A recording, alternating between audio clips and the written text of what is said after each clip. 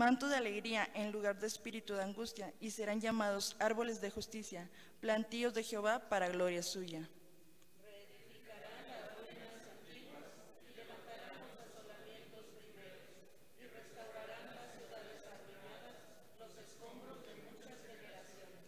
Y extranjeros aceptarán vuestras ovejas, y los extraños serán vuestros labradores y vuestros viñadores. Y vosotros seréis llamados sacerdotes de Jehová, ministros del Dios seréis llamados. Comeréis las riquezas de las naciones, y con su gloria seréis sublimes. En lugar de vuestra doble confusión y de vuestra deshonra, os alabarán en sus heredades, por lo cual en sus tierras poseerán doble honra y tendrán perpetuo gozo. Amén. Pueden sentarse. El domingo pasado nos dimos cuenta de una terrible noticia que pasó en Guatemala. Precisamente otro desastre natural afectó a este país. Hace 9 meses nosotros aquí en México sufrimos algo parecido y pudimos ver la mano de Dios a través de otros hermanos de otras nacionalidades y de aquí mismo del país. Es hora que nosotros como mexicanos, sobre todo como pueblos de Dios, tengamos esa mano a aquellos hermanos que están sufriendo.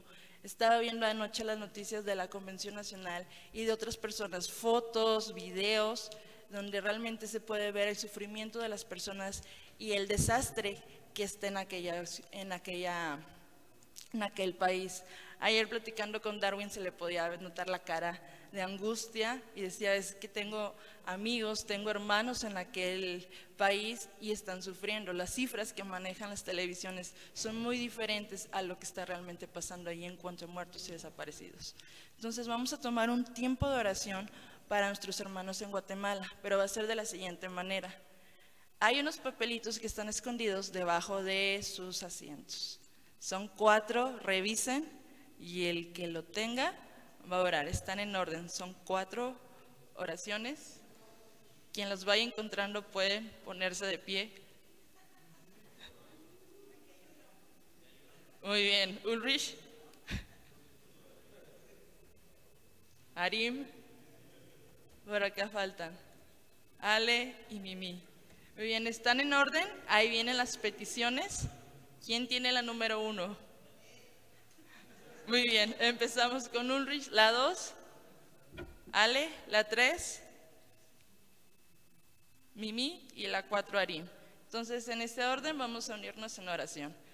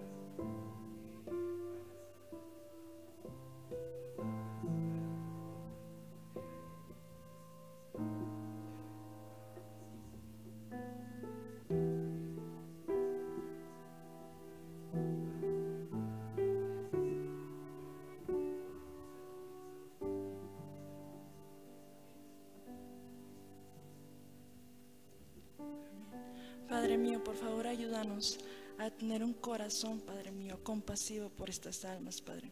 Que no solamente queden en palabras, sino que estas palabras se conviertan en acciones, mi Señor, y así podamos demostrar tu amor al mundo. En nombre de tu Hijo amado, Cristo Jesús. Amén.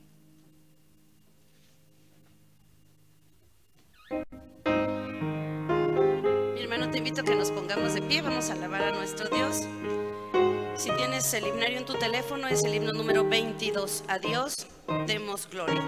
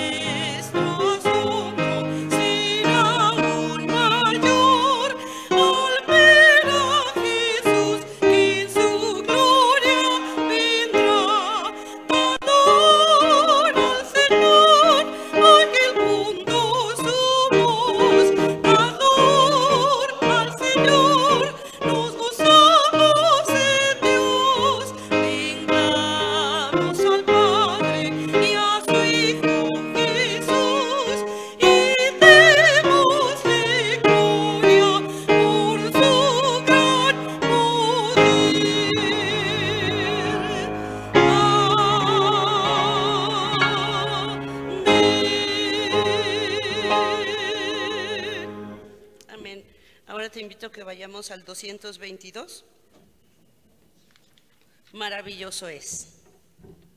Dice su palabra: cantad a Jehová cántico nuevo, porque ha hecho maravillas. En ti y en mí sigue haciendo maravillas.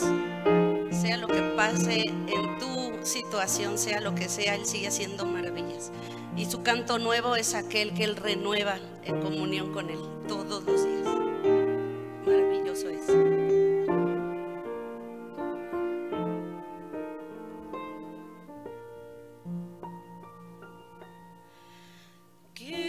Grandiosa es la puesta del sol, admirable cual amanecer, pero es más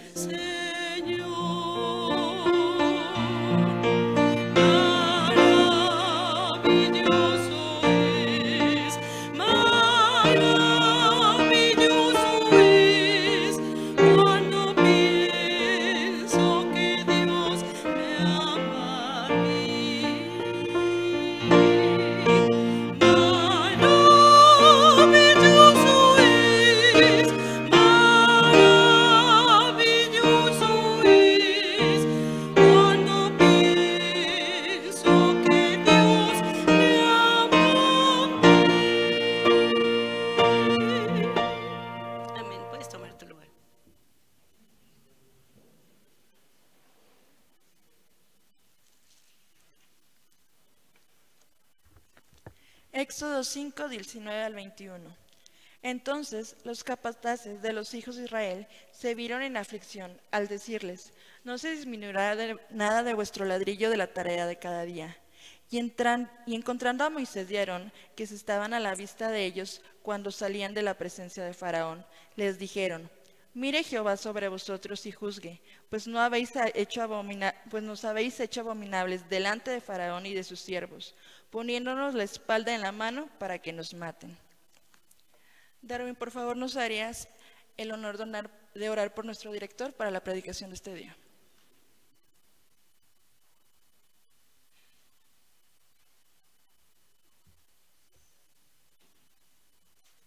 Oras bien, claro. Oremos. Dios, doy gracias, Padre, por la vida de nuestro director, Daniel Jiménez. Gracias, Padre, porque le permites poder compartir de tu palabra. Síguelo usando de gran manera, Señor, para que pueda hablar a nuestras vidas, Señor. Sin duda alguna, tú le has puesto las palabras necesarias en su boca para poder compartir este hermoso mensaje y que podamos estar atentos, Señor, a tu palabra, Señor, cada día. Y sigue bendiciendo a nuestro director en gran manera. En Cristo Jesús. Amén. Gracias, Darwin, que Dios les bendiga. Voy a suplicar que mantengan abiertas sus Biblias ahí en el libro de Éxodo, capítulo 5, y vamos a reflexionar unos minutos en este pasaje. Solamente leímos una referencia, ustedes saben la historia, voy a apelar a que ustedes conocen bien la historia, voy a hacer referencias a varios eventos allá, pero la idea en esta mañana es que podamos reflexionar en este concepto de cuando las cosas se retrasan. Cuando las cosas que más queremos y más deseamos y sabemos que en verdad necesitamos por alguna situación, Dios las retrasa. ¿Sí es eso? A ver, dale, para que aparezca ahí eso. Retraso de la libertad. Reflexión de Éxodo 5 y 6. Hace algunos meses, el hermano Sergio Deras nos enseñó algunas frases interesantes. Dice que vivimos nosotros en una época en donde estamos regidos por dos principios, dice él, que suelen ser muy engañosos: por lo express y lo light, es decir, lo rápido y lo fácil. Y habla de café express, comida express, negocios express, leche like, coca like, comida like, relaciones like. Si es rápido, aunque sea furioso, ¿no? Aunque sea rápido, aunque sea furioso. Si es fácil, aunque no sea de buena calidad. Y así están siendo educadas las generaciones en la actualidad. Y eso ha entrado a nuestras mentes y corazones. Pero quiero decirte, y la Biblia lo enseña, que la vida, la libertad, el bienestar y los logros no están a la vuelta de la esquina. No están o no son resultados de los esfuerzos mínimos ni de los atajos. Lo verdadero, lo honesto, lo loable, lo mejor, no es producto de las prisas ni de la negligencia. Y aunque Dios había prometido al pueblo libertad y se los había anunciado y les había dicho que iban a entrar a la tierra prometida, el pueblo debía aprender que la libertad y la entrada a la tierra primitiva no iban a ser express ni iban a ser light. No iba a ser fácil y no iba a ser rápido. Dios educaría a su pueblo desde el inicio mismo del Éxodo, y más que salir volados de Egipto y llegar fast track a Palestina, habrían de ajustar sus expectativas y empezar a entender que la libertad y la promesa y las bendiciones de Dios para nuestras vidas, insisto, no van a ser ni express, ni light, ni rápido, ni fácil. Desde el punto de vista literario, los capítulos 5 y 6 del libro de Éxodo son un retardo de la libertad. Porque Moisés en el capítulo 3 y en el capítulo 4 ha sido comisionado: ve a Egipto y dile a Faraón, deja ir a mi pueblo. En el capítulo 5 llega Moisés con Faraón y le dice a Faraón, deja ir al pueblo. Y Faraón contesta, ¿y de parte de quién?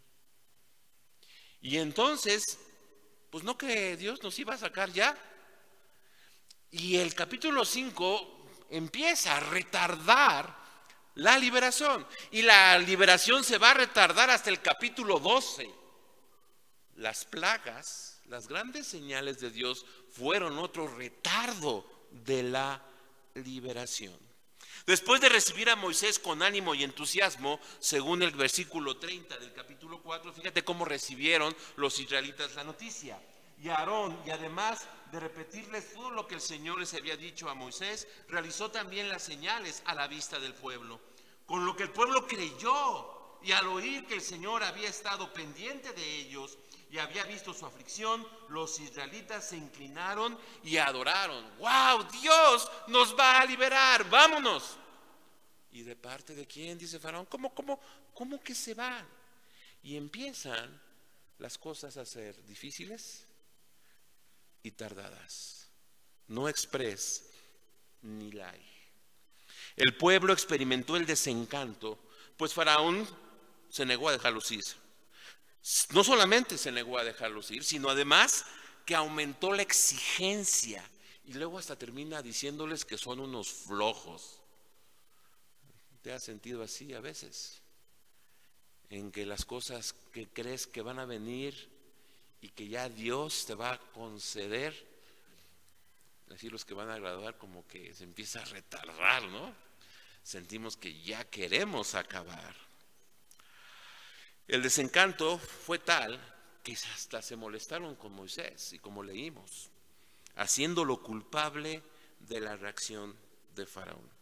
En base a esta historia yo quisiera plantearte algunas de las razones por las cuales Dios hace que las cosas no sean express y no sean light.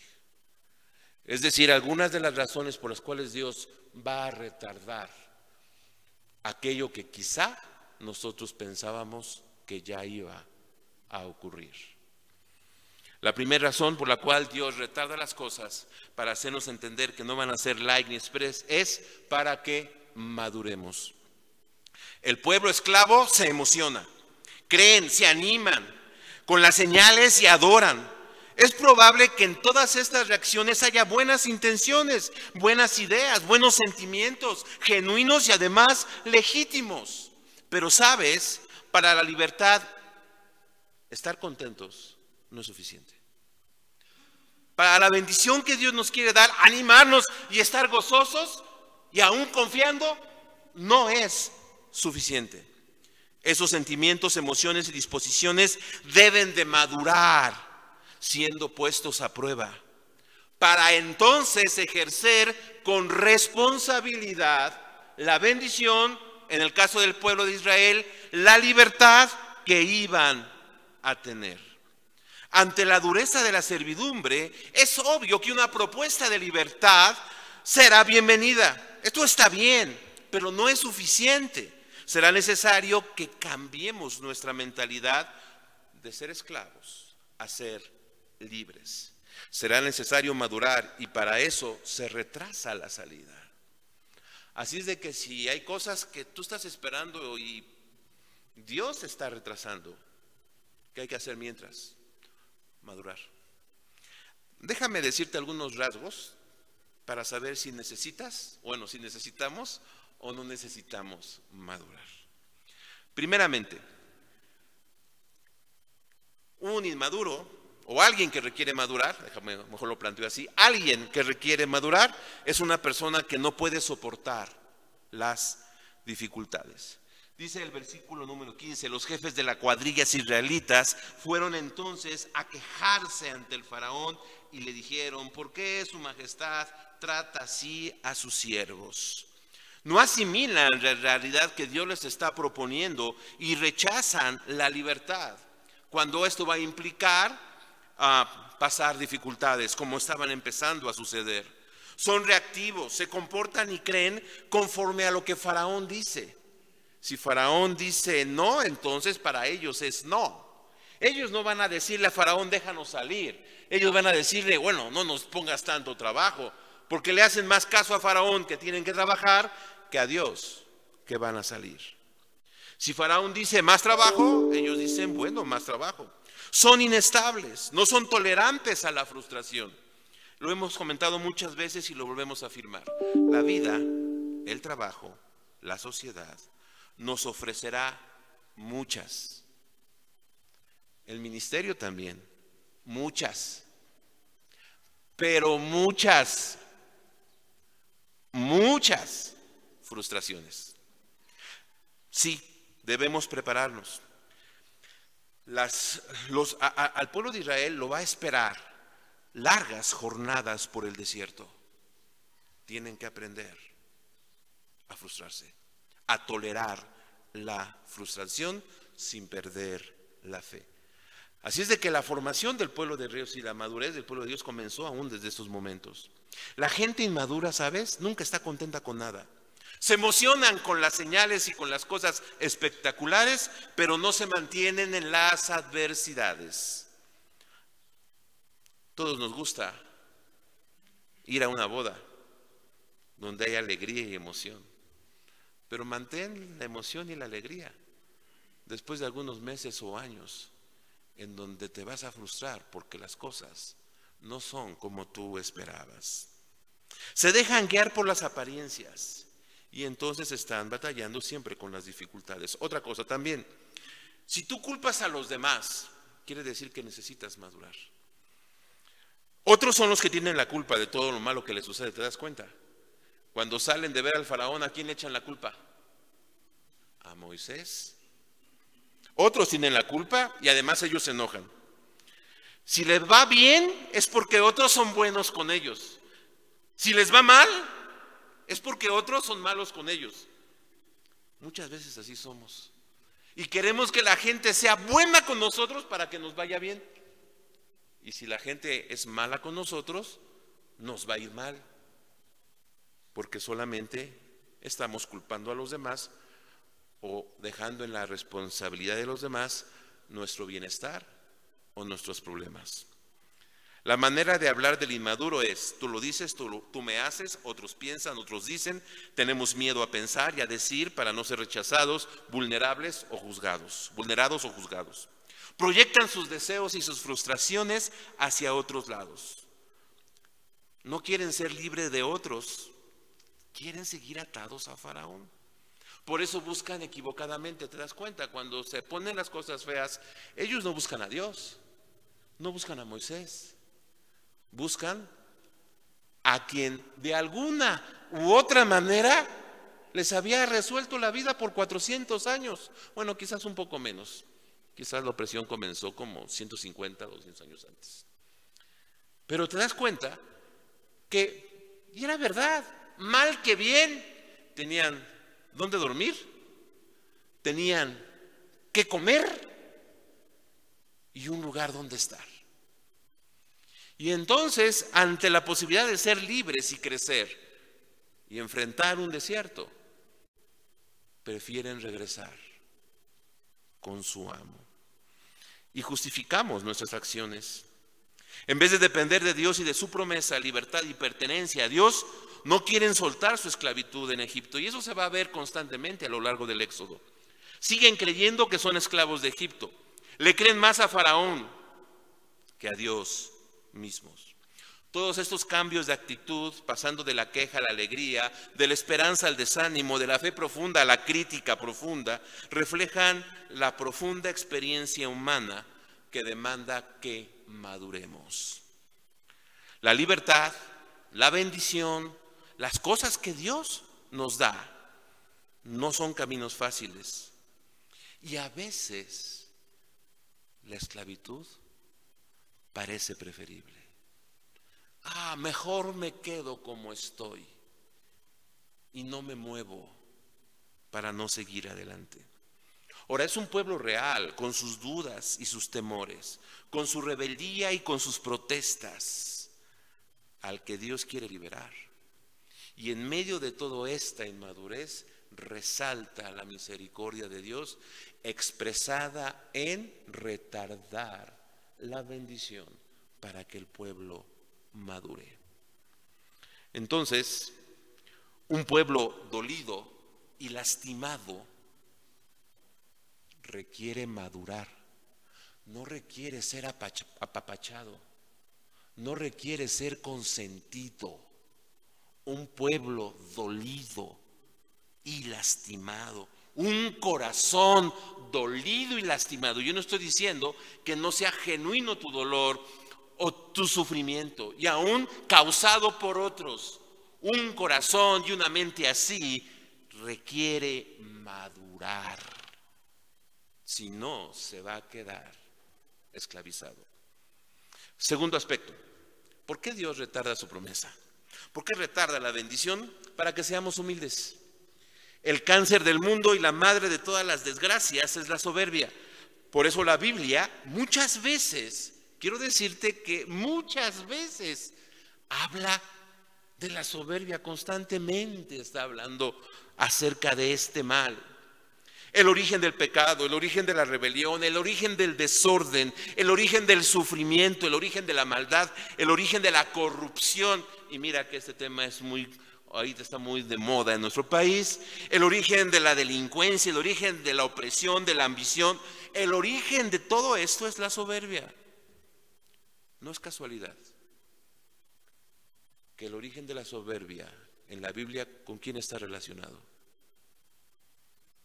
Con Satanás. O Satanás está relacionado con el origen de la soberbia, como quieras llamarlo. Pero cuando algunos interpretan y algunos quieren buscar el origen de Satanás y buscan en los textos bíblicos, ¿sabes qué ejemplo ponen? De reyes y emperadores soberbios. Isaías 14 y Ezequiel, no recuerdo el capítulo, ¿no? El rey de Tiro y el rey de Babilonia. Son el prototipo del origen de la soberbia. Ya no sabemos si Satanás los imitó a ellos o ellos a Satanás. Pero no importa, porque eso está arraigado en nuestro corazón y para eso tenemos que madurar. Ahora déjame decirte algunas actitudes, algunas cosas que si tenemos en nuestra vida, significa que tenemos que ser humildes, y por eso Dios también retarda lo que tanto deseas. Una actitud de superioridad. Capítulo 5, versículos del 1 al 5, déjame lo leo. Después de que Moisés y Aarón se presentaron ante el faraón y le dijeron: así dice el Señor Dios de Israel, deja ir a mi pueblo para que celebre en el desierto una fiesta en mi honor. ¿Y quién es el Señor?, respondió el faraón, para que yo le obedezca y le deje ir a Israel. No conozco al Señor, ni voy a dejar que Israel se vaya. El Dios de los hebreos nos ha salido al encuentro, contestaron, así que debemos hacer un viaje de 3 días hasta el desierto para ofrecer sacrificios al Señor nuestro Dios. De lo contrario, podría castigarnos con plagas y matarnos a filo de espada. Esto es así como una profecía no de autocumplimiento, sino de cumplimiento contra Faraón, como que se le está anticipando lo que le va a pasar, pero bueno. Moisés y Aarón, replicó el rey de Egipto, ¿para qué distraen al pueblo de sus quehaceres? Vuelvan a sus obligaciones, dense cuenta de que es mucha la gente de este país y ustedes no los dejan trabajar. Faraón va a entrar también en un proceso, pero muy diferente al del pueblo y al de Moisés. Su fuerza se va a ir endureciendo más y más con esa actitud de superioridad. Y no va a acabar el trato de Dios con Faraón hasta que no reconozca que Jehová es Dios y Moisés su profeta. El primer faraón que se menciona en el Éxodo fue malo, pero este es peor, es cruel. Este es el prototipo de aquel que cree, fíjate bien, que su privilegio es un derecho. Sí, por ahí empieza la soberbia, cuando los privilegios que Dios nos da los tomamos como derechos y que este derecho nos pone sobre los demás. Se ha vuelto orgulloso, se ha creído la engañosa idea de que ser autosuficiente es lo mejor. ¿A poco no nos gusta decir soy autosuficiente? Se siente bien, ¿no? Yo soy autosuficiente. Engaño total. Muestra una actitud cada vez peor. Se cree lo que la gente cree de él la gente cree que Él es Dios y se cree Dios. Se cree indispensable, se cree imprescindible, porque es al único que se le debe de servir. Por eso no puede aceptar que sirvan a otros. No permite que otros sirvan a otros, sino Él debe ser el amo y nadie más. Si no cambiamos, o si somos así, es señal de que Dios va a retardar las cosas hasta que aprendamos a ser humildes. También sus valores, es insensible a lo espiritual. Se le hace ridículo perder el tiempo en cultivar el espíritu y cultivar el carácter. Se vuelve extremadamente práctico. Lo que importa es lo que ve y lo que cuenta. No tolera que se le indique lo que tiene que hacer. Hay una tendencia natural en todo corazón nuestro, en todo nuestro corazón, de sentirnos así como la del exorcista cuando le echaron agua bendita. ¿Sí te acuerdas de esa escena? Cuando alguien nos da una indicación. Hermano, ¿quieres pasarte adelante? Y se siente así. ¿Quieres ver la calidad de tu vida, si yo quiero ver la calidad de mi vida, o quieres ver la calidad de mi vida, dame una indicación. Y ahí vamos a notar que el orgullo, y contestamos igual que Faraón, ¿no? ¿Y por qué? El orden, el respeto y el derecho de otros lo interpreta como ofensa, porque se siente absoluto. Este es el peligro cuando uno se desarrolla y crece. Ha llegado a las más altas esferas del poder por puro privilegio. Aún en su entendimiento, él no se esforzó por nacer hijo de un faraón. Tiene un privilegio y lo cree como un derecho. Y en esa torcedura de mente, deja de cumplir su responsabilidad. ¿Él de quién era responsable con ese privilegio? De su pueblo, de los egipcios. ¿Y quiénes están sufriendo por su arrogancia? ¿O quiénes van a sufrir por su arrogancia y su soberbia? Su misma gente. Tengamos cuidado porque quienes más sufren nuestra arrogancia son los nuestros, aquellos que Dios nos ha dado para nuestra responsabilidad. Y también sus palabras son altamente ofensivas, ¿no? Dice el versículo 17, ¡haraganes! ¡Haraganes! Eso hay en el corazón de aquel que su orgullo es tocado, comienza a ofender. ¡Haraganes! ¡Haraganes! Las palabras de Dios, al contrario, son vida y libertad, pero las palabras del orgulloso son ofensa. Dios no solo retrasó la salida para que su pueblo madurara,